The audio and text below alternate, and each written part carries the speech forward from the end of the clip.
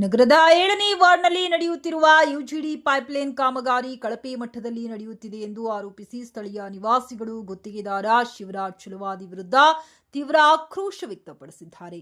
ಸ್ಥಳೀಯರ ಪ್ರಕಾರ UGD pipeline ಕಾಮಗಾರಿ ಗುಣಮಟ್ಟದ ಮಾನದಂಡಗಳನ್ನು ಪಾಲಿಸದೆ ಕೆಲಸ ನಡೆಸಲಾಗಿದೆ. ಆದರೆ ತರಾತುರಿಯಲ್ಲಿ ನಡೆಸಿದ ಕಾಮಗಾರಿ ಸಂಪೂರ್ಣ ಕಳಪೆ ಮಟ್ಟದಿಂದ ಕೂಡಿದೆ ಎಂದು 7ನೇ ವಾರ್ಡ್ನ ನಿವಾಸಿಗಳು ಗುತ್ತಿಗೆದಾರ ಶಿವರಾಜ್ ಚಲವಾದಿ ವಿರುದ್ಧ ಆಕ್ರೋಶ ವ್ಯಕ್ತಪಡಿಸಿದ್ದಾರೆ.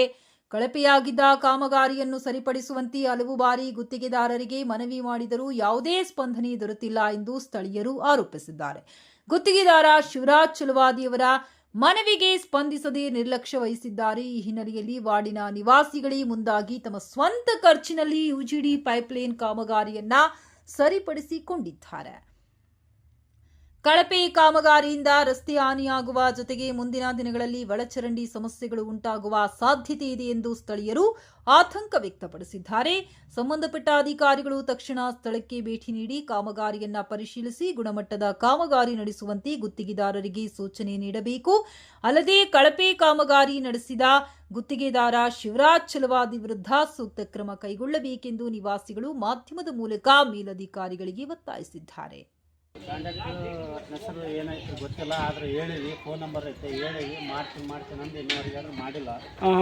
ಒಂದು 2 ಹುಡುಗರು ಬಿದ್ದಿತ್ತು ಮೊನ್ನೆ, ಸಣ್ಣ ಹುಡುಗರು. ಅವ್ರ ಮನೆಯವರೆಲ್ಲರೂ ಬಂದು ಎಲ್ಲ ನೋಡಿದ್ರು, ಹಂಗೆ ಕರ್ಕೊಂಡು ಹೋದ್ರು. ಅಷ್ಟು ಅವ್ರಿಗೆ ಫೋನ್ ಮಾಡಿದ್ರೆ ರೆಸ್ಪಾನ್ಸೇ ಇಲ್ಲ. ಒಟ್ಟ ಇಲ್ಲಿವರೆಗೆ ಆದ್ರೆ ಯಾರು ಕೊಟ್ಟಿಲ್ಲ. ಇದು ಮತ್ತೆ ಯಾರ ಅವ್ರಿಗೆ ಇವ್ರಿಗೆ ಕರ್ಕೊಂಬಂದು ಏನೋ ಮಾಡಿಸ್ಬೇಕಂತ ಇದು ಕೊಡ್ತಕತ್ತೀವಿ ಈಗ. ಮತ್ತು ಅವರು ಡಿಮ್ಯಾಂಡ್ ಮಾಡ್ತಾ ಇದ್ದಾರೆ, ಕೇಳೋರು ಮಾಡೋರೆಲ್ಲ ಡಿಮ್ಯಾಂಡ್ ಮಾಡ್ತಾ ಇದ್ದಾರೆ. ಈಗ ಅವ್ರು ಏನು ಹೇಳಿಕತ್ತಿದ್ರು ಫೋನ್ ಮಾಡಿದ್ರೆ? ಅವ್ರು ಬರ್ತೀವಿ, ಮಾಡಿಸ್ತೀವಿ, 1.5 ತಿಂಗಳಿಂದ ಅದೇ ಹೇಳಕತ್ತಾರೆ, ಮಾಡಿಸ್ತೀವಿ. ಈಗ ನೀವು ಫೋನ್ ಹಚ್ಚಿದ್ರೆ ಅವ್ರ ಫೋನ್ ಎತ್ತವಲ್ರ? ಫೋನ್ ಎತ್ತಂಗಿಲ್ಲ.